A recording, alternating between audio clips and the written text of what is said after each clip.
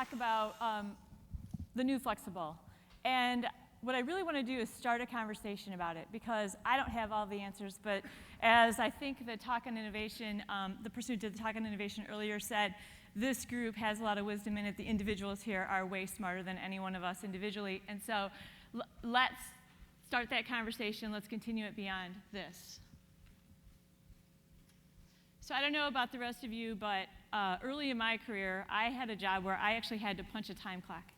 And what happened was, I guess it was really important to someone somewhere that software was written at 8 a.m. It started being written at 8 a.m. I don't know what happened if we started at 8:05, but somebody who I never met thought it was really important, let's get going at 8 a.m.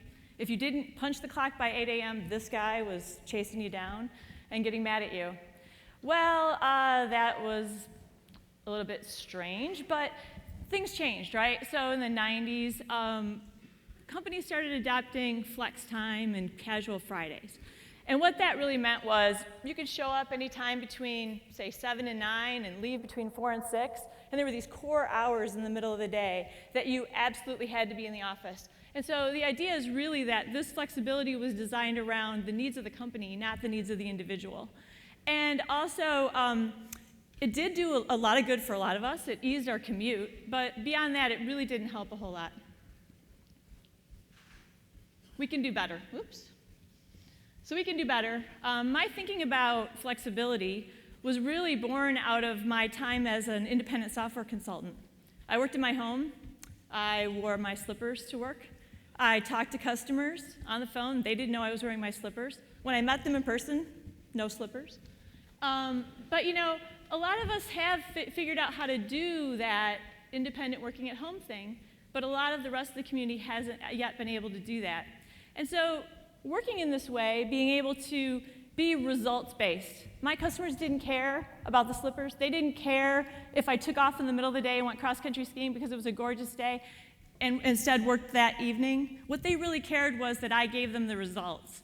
And so I started thinking, why don't we organize businesses like that? Tools, technology have given us an opportunity to start heading in that direction. Cell phones, laptops, let us set up our mobile office anywhere. And so if we can do that, we can sort of be productive in different places, and we can start to work toward this remote workforce. Unfortunately, with that comes the sort of destruction of the idea of these core hours. What does core hour mean when I have my cell phone always on and I get a phone call, I'm waiting in the parking lot, taking my kids into a water park and do a phone call? You know, what do core hours mean when I call an employee and they answer the phone in spite of the fact that they're, you know, on their way out to dinner? We need to redefine what we're actually doing with our employees. We also can redefine where we do our work. New opportunities for working outside of a traditional office setting have popped up. In Ann Arbor, we're fortunate enough to have the Work and Tile Exchange and Tech Brewery. And if you go to those places, it's a great work environment, but it's not constrained by the traditional, you know, work for a company. We made a lot of progress in the whole casual Friday thing. In fact, one of my employees actually invented formal Friday because he likes to wear a suit. And so really it's more about wearing what you're comfortable in and dressing for the opportunity that you're going to and dressing for the occasion rather than, you know, somebody wearing blue, black, and gray. In the 90s, I think we took, or in the dot-com bubble, I guess, so I think we took a little bit of a detour. In flexible, companies were providing a lot of opportunities for employees inside the confines of their office.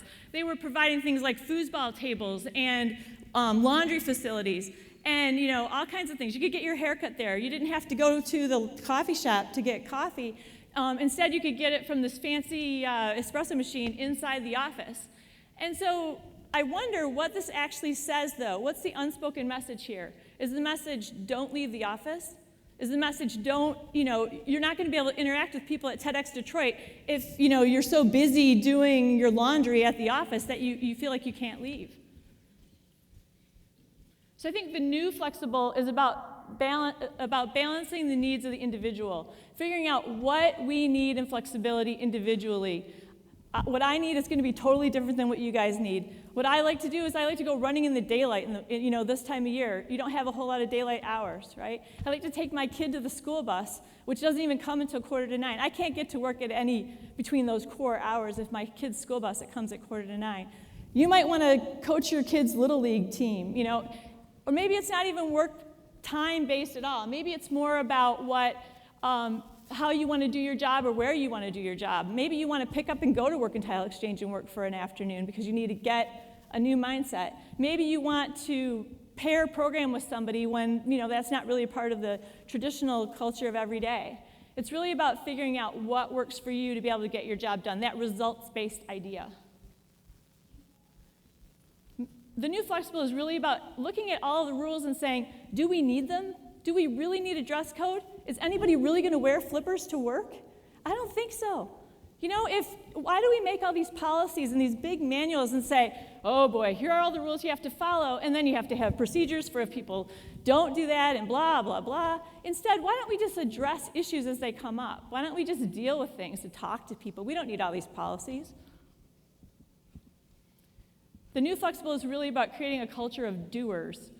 People that feel enabled to be able to make decisions, empowered to be able to make change. This was also important in the innovation slide, the innovation presentation earlier today. Let's talk about how we can let our company's employees know that it's okay to try experiments. Let's let our employees try things, and when they don't work, we've learned a valuable lesson. We have to make sure that failure is okay because we're learning things, and we need to celebrate the successes too. But if we don't have a culture where people are comfortable making mistakes, then we're not going to have this culture of doers. People aren't going to take risks. So you might say, yeah, this new flexible, that's all good, well and good for you, Diane. Your company is 16 people, but you can't do this in a big company. Well, Netflix does. They don't have a vacation policy. They say, if you need time off, take it. If your work's done, whatever, go take time off. They don't keep track of the time they're working. They don't keep track of the time that they're taking off. And by the way, no dress code policy either. The Small Giants really embodies a lot of the ideas about what I'm talking about here. Small Giants decide to be great rather than big, and so that doesn't mean you can't grow. It means that you're defining your own success. The biggest chapter right now in Small Giants, the biggest Small Giants community, is in Ann Arbor, and so you might want to check that out. So if you're in a big company, can you make some small changes? Maybe you aren't going to be able, maybe you feel powerless to make any of these changes I'm talking about. You're probably not going to be able to change the vacation policy. But there are probably a few things that you can do that might make the culture in your company a lot better for all of your employees and also head toward the idea of a remote workforce. These small changes can make a difference. If you do a few little things, for example, how many of you have been on a conference call in a big company where you're waiting for the organizer to show up and the person never does, or they show up like 5 minutes late and none of the other people, they're all waiting, none of those other people can talk because you're all waiting for this big organizer to show up. It's wasted time for everybody. If you have 10 people on the line and it's only 5 minutes, wow, that's a lot of time. So forget about that. Go to freeconferencecall.com or one of the other services, get a free conference line, start using that with your employees, and use that extra time to do something else. Set up maybe some document sharing and other opportunities that you can do within your company. If any of these ideas are interesting to you, here's some books you can read to get some more information. I talked about Small Giants a little bit. It's a summary of a bunch of companies that follow this mentality of being great rather than worrying about growth. Drive is a great book about motivating people and how you have to be careful about what you do, whether it motivates or demotivates. It's an awesome book. And Rework is a fascinating read about not following the status quo. So figuring out how to actually take a company, make it successful without following the guidelines that people are telling you to follow. These guys have done an awesome job. So if you want to know what the next new flexible is, it might be the whole idea of reinventing business. Maybe the way we're doing things isn't quite right just yet. And so there's a book, The Starfish and the Spider, that talks about leaderless organizations. I'm not sure it's the answer, but it's interesting. There's a conference, Reinventing Business, that is also talking about these sort of concepts. So you might want to investigate that if you're way beyond, you're already feeling pretty flexible. So like I said, I hope we can continue this conversation. I hope that Some of you might have ideas about flexible. I hope that as you leave, you think about what flexibility means to you. What could you do if you had a more flexible workplace? What changes can you make to make a difference to your team? And if you do have those ideas, I'd really love if you come and talk to me. Thank you.